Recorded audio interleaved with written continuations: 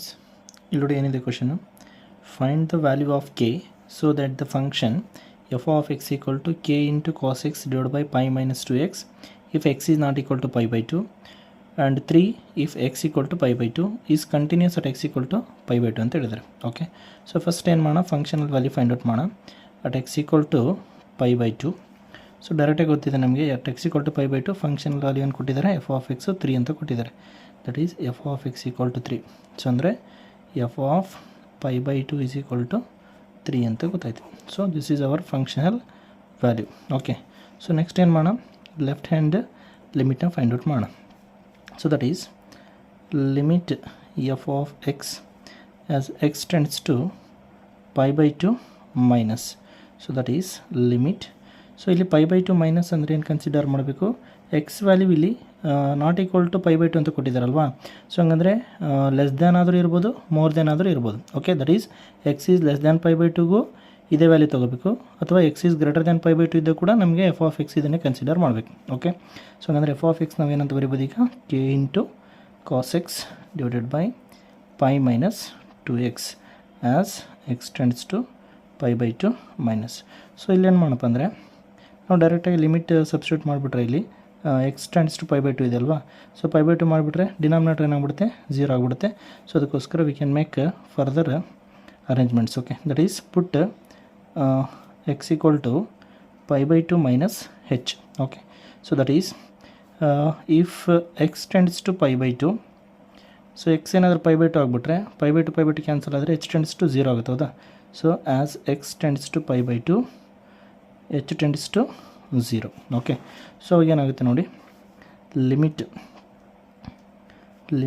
F of x as x tends to pi by 2 ಇದ್ದಿದ್ದು ಏನಾಗುತ್ತೆ, h tends to 0 ಆಗುತ್ತೆ. That is limit as h tends to 0 f of x ಏನಿದೆ, k into cos x ಬದಲು ಏನಂತ replace ಮಾಡೋಣ, pi by 2 minus h divided by pi minus 2 into x ಪ್ಲೇಸಲ್ಲಿ ಏನು ಬರೆಯೋಣ, pi by 2 minus h.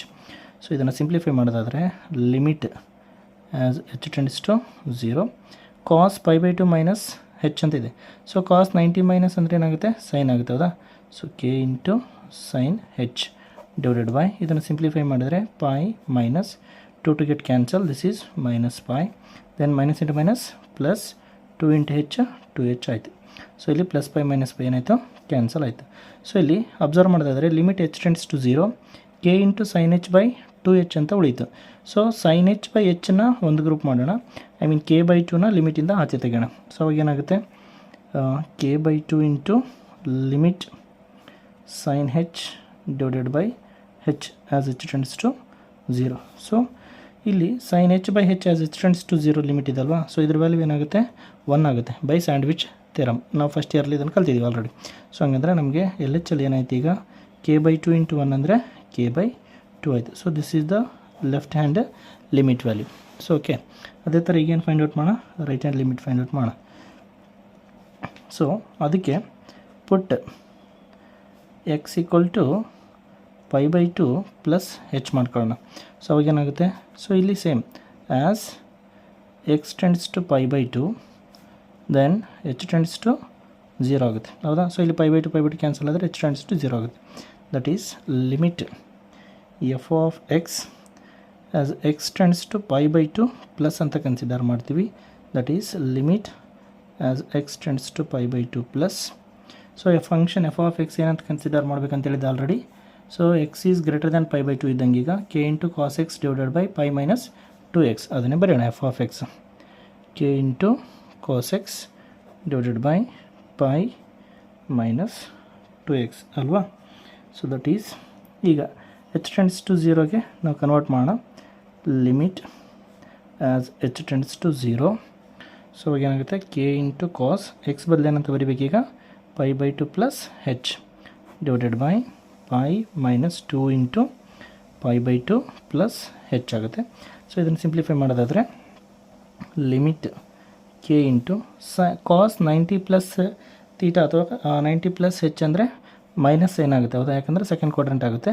So that is minus sine h divided by pi minus 2 to get cancel ಆದರೆ minus pi, then minus into 2h ಅಂದರೆ minus 2h ಆಯಿತು. ಇಲ್ಲಿ h tends to 0, plus pi minus pi cancel ಆಯಿತು. So ಇಲ್ಲಿ minus ಇದೆ, ಇಲ್ಲಿನೂ minus ಇದೆ. So ಈಚೆ ಬರೋಣ, ಮೈನಸ್ k ಡಿವೈಡೆಡ್ ಬೈ -2 ಬರೀತೀನಿ into limit sin h divided by h as h tends to 0. Again ಇದ್ರ ವ್ಯಾಲ್ಯೂ ಏನಾಗುತ್ತೆ 1 ಆಯಿತು ಬೈ ಸ್ಯಾಂಡ್ವಿಚ್ ಥೆರಮ್. ಸೊ ಇಲ್ಲಿ ಮೈನಸ್ ಮೈನಸ್ ಕ್ಯಾನ್ಸಲ್ ಆಯಿತು, k/2 ಇಂಟು 1 ಅಂದರೆ k/2. So right hand limit is also k/2.